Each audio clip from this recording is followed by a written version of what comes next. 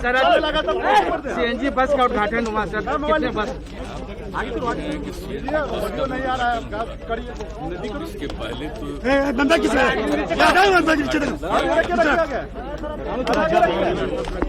Audio आ ही नहीं रहा। अरे नीचे क्या कर रहे हैं हम लोग बोल रहे हैं वहाँ पे ऑडियो नहीं आ रहा। ऑडियो तो कैमरा में घुसा दो नीचे रखिए ना भाई।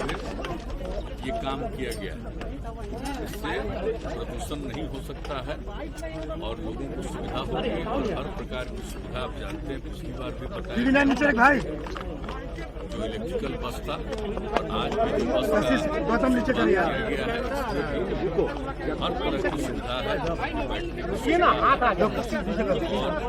और का भी पूरा का पूरा ख्याल रखा गया है। बाकी आप जानते हैं कि किस तरह से लोगों को बीमारी के इलाज के लिए गाँव से भेजना पड़े अस्पताल, उसमें काफी दिक्कतें थी, कम था। अब उसी को ध्यान में रख करके आप देख रहे हैं कि हम लोगों ने जो तय किया है, पहले से जो योजना बनी हुई है उसी में अभी ये तय कर दिया कि हर एक ब्लॉक में 2 लोगों को दिया जाएगा 2 लाख रुपए और अधिकतम 2 लाख रुपए तक की मदद की जाएगी एम्बुलेंस के लिए। तो उसी हिसाब से आप देख रहे हैं कि इतने जल्दी 350 लोगों का हो गया और ये लक्ष्य है कि इस साल के अंत तक पूरा जो कुछ भी है हर एक प्रखंड में 2 का वो पूरा हो जाएगा और 800 अभी कुछ दिन के बाद भी और होने वाला है। ये जैसा बताया गया है कि अक्टूबर महीने तक वो भी हो जाएगा। तो इस तरह से जो एम्बुलेंस की सुविधा हो जाएगी, जो देख रहे थे कि अभी जो कोरोना का दौर चला है तो कहीं से भेजने में काफी तरह की दिक्कतें आई थी। एक तो उसको भी देखते हुए और कोरोना तो आज कल किसी भी प्रकार की बीमारी का कोई सामना करे तो उसको अस्पताल ले जाने में कोई दिक्कत नहीं, नंबर 1। और नंबर 2 दूसरी बात है कि जो एक्सीडेंट वगैरह होता है रोड्स पर, तो आप जानते ही हैं कि अब इतना ज्यादा सड़क बन गया है, बहुत ही बड़ी बड़ी सड़कें बनी हैं, सब कुछ किया गया है, लेकिन फिर कहीं न कहीं सड़कों पर दुर्घटनाएं होती हैं। और अगर कोई उस इलाके का आदमी दुर्घटना का पीड़ित है तो उसको तत्काल इलाज के लिए, उसके बचाव के लिए अस्पताल वगैरह में पहुंचाना है, तो अगर एम्बुलेंस नहीं होने पर तो दिक्कत होती है। एक सीमित समय रहता है, अगर उस बीच में इलाज शुरू हो जाए तो उनके बचने की संभावना रहती है। तो इसलिए इस बात का भी ध्यान, सिर्फ यही नहीं कि आज जो कोरोना की स्थिति में जो नौबत है या अन्य बीमारियों का भी, लेकिन साथ साथ एक्सीडेंट का भी कुछ मामला हो तो उसके लिए भी तो ये शुरू किया गया ताकि ग्रामीण इलाकों में ये उपलब्ध रहे। इसी तरह से अन्य प्रकार से भी हम लोग कर रहे हैं। तो आज जो ये किया गया है आप जानते ही हैं, सब देखे ही हैं, बहुत अच्छी बात है। और पटना टाउन में अब जिस तरह से प्रदूषण को कम से कम करने के लिए, पर्यावरण के संरक्षण के लिए जो उपाय किया जा रहा है, तो आप देख ही रहे हैं, ये भी किया गया। एक सवाल है कि केंद्र सरकार ने कास्ट बेस्ड सेंसस से मना कर दिया है, केवल SC/ST की जनगणना होगी। आपने कास्ट बेस्ड सेंसस की बात देखिए, आप तो जानते हैं कि 2019 में फरवरी में और 2020 के भी फरवरी में हाउस से हम लोगों ने सर्वसम्मति से प्रस्ताव पारित किया कि जनगणना जाति आधारित होनी चाहिए।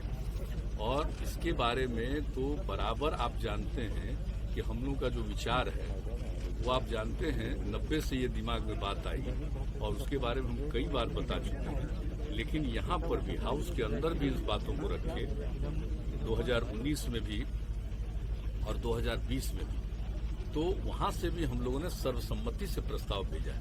हम तो आग्रह करेंगे कि एक बार जरूर करना चाहिए। अब 10 के बाद कुछ दिन के बाद लोगों ने किया था कास्ट का सेंसस किया, तो उसका तो कोई मतलब आया नहीं, ठीक से हुआ नहीं।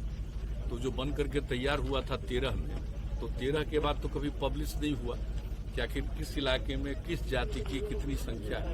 एक बार जरूर होना चाहिए कास्ट बेस्ड सेंसस, ताकि मालूम हो जाए और जो गरीब गुरबा तबके के लोग हैं, SC/ST के अलावे बाकी जो लोग हैं, उनको भी इसका लाभ मिलेगा और पता चल जाएगा कि सही मायने में इनकी संख्या कितनी है। और जब संख्या का पता चलेगा तो आप उनके उद्धार के लिए भी, उनको विकसित करने के लिए काम करेंगे। तो मैं तो पुनः अनुरोध करूंगा कि भाई हम लोगों का है और उधर जो पार्लियामेंट में ये बताया गया कि नहीं हो पाएगा, तो हम लोग तो आग्रह करेंगे कि इस पर जरूर गौर करिए। और हम पहले भी न सिर्फ यहाँ से प्रस्ताव गया है, हमने बातचीत भी की, तो हमारी तो हम लोगों की तो इच्छा है भाई कि होना चाहिए और उस सब के हित में। सर एक सवाल है, दैनिक भास्कर दैनिक भास्कर के दफ्तर में रेड हुआ है। इसके लिए तो पूरी कार्रवाई हो रही है और आप जानते हैं कि किस तरह से इसका जांच किया और जांच करने के बाद जो सरकारी कर्मचारी अफसर हैं उनकी भी कोई भूमिका अगर गड़बड़ दिखाई गई तो उस पर भी कार्रवाई हो रही है। तो पूरी की पूरी कोशिश सरकार की तरफ से और डिपार्टमेंट की तरफ से और बाकी सब कुछ का पुलिस और अन्य विभागों की तरफ से भी इसके मामले में पूरे तौर पर देखभाल किया जा रहा है। वैसे तो हम बराबर कहते हैं कि आप चाहे कुछ भी करिए, कुछ न कुछ तो गड़बड़ करता ही है। आप चाहे कितना भी अच्छा काम कर दिए, दुनिया भर को देख लीजिए, तो कुछ लोगों की तो मानसिकता गड़बड़ होती है। लेकिन इसके लिए पूरा प्रयास करना चाहिए कि इसका समाधान हो, कम से कम गड़बड़ी हो सके। वैसे तो गड़बड़ी होने नहीं देना है, हम लोग का तो लक्ष्य यही है कि कोई प्रकार की गड़बड़ी नहीं होनी चाहिए। हाँ नहीं, वो देखिए एक एक चीज पर पूरे तौर पर नजर रखा हुआ है लोगों का और लोग रिपोर्ट करते हैं रेगुलरली। सारे जगह के डीएम और एसपी या सीनियर एसपी ये लोग भी एक एक चीज को देख रहे हैं और खास करके जिन इलाकों में आप जानते हैं कि सबसे ज्यादा वहां से निकलता है बालू, तो उस सब चीजों को भी लोग देख रहे हैं और कहीं कोई गड़बड़ी कर रहा है तो उसको डिटेक्ट करने की कोशिश कर रहे हैं और उस पर एक्शन भी कर रहे हैं और सबको कब्जा में रख करके और जो सरकार के जो डिपार्टमेंट के नियंत्रण में है उसके माध्यम से जो जहां इसकी उपयोगिता है लोगों को इसको प्रोवाइड करने की भी कोशिश करने में लगे हुए हैं। तो इसके बारे में तो एक मीटिंग हुई है और सब लोग इस काम को कर रहे हैं। तो इतना तो हम जरूर कहेंगे कि देखिए भाई गड़बड़ नहीं करना चाहिए और ठीक से काम करना चाहिए। कोई भी चीज, किसी भी चीज को गड़बड़ी करने पर तो पूरे तौर पर कोशिश कर रहा है और अगर सरकारी तंत्र में भी कोई गड़बड़ है तो उनको भी छोड़ा जाता है। अभी कुछ लोगों को पता चला है तो उनके ऊपर पूरा पूछताछ हो रहा है, सब कुछ कार्रवाई हो रही है। जो जरूरी बात होगी वो यहाँ के उस पर जो एक्शन। सर दैनिक भास्कर के ऑफिस में नहीं चल पा रहा, पार्लियामेंट नहीं चल पा रहा, फोन टैपिंग मामले पे हंगामा लगातार जारी है।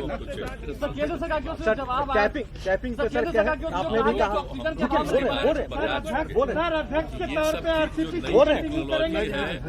आया है तो इसका एक तरफ लाभ भी है और दूसरी तरफ गड़बड़ी भी है।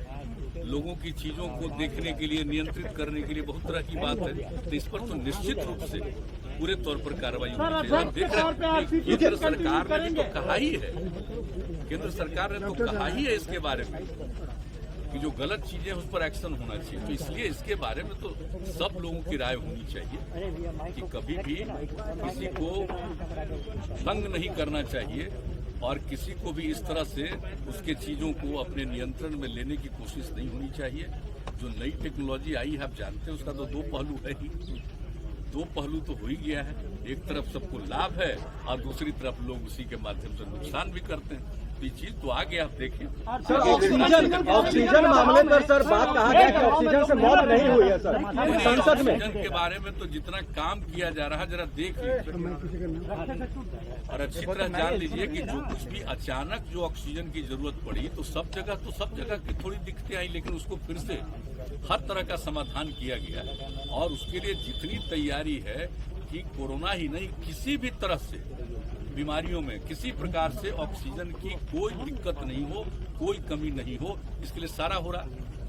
सारे अपने अस्पतालों में जो आपका मेडिकल कॉलेज और ये सब है, अस्पताल भी है, सब जगह और दूसरे जगहों पर भी पूरे तौर पर तैयारी चल रही है। आप समझ लीजिए अगले महीने में बहुत कुछ पूरा हो जाएगा। कुछ जगहों पर तो पूरा हुआ है, लेकिन ये उम्मीद है जो बराबर रोज प्रतिदिन उसके बारे में क्या डेवलपमेंट उसकी रिपोर्ट आती है हमारे पास, तो उस हिसाब से ऐसा लगता है कि अगले महीने में पूरे तौर पर ये सब काम हो जाएगा। सर जदयू के राष्ट्रीय अध्यक्ष आरसीपी सिंह जी रहे। सब चलिए ना भाई वहाँ ना पुष्पिंदा सबको पता चलेगा। ऐसे ही क्या ठीक है सर, ठीक है, धन्यवाद। Thank you.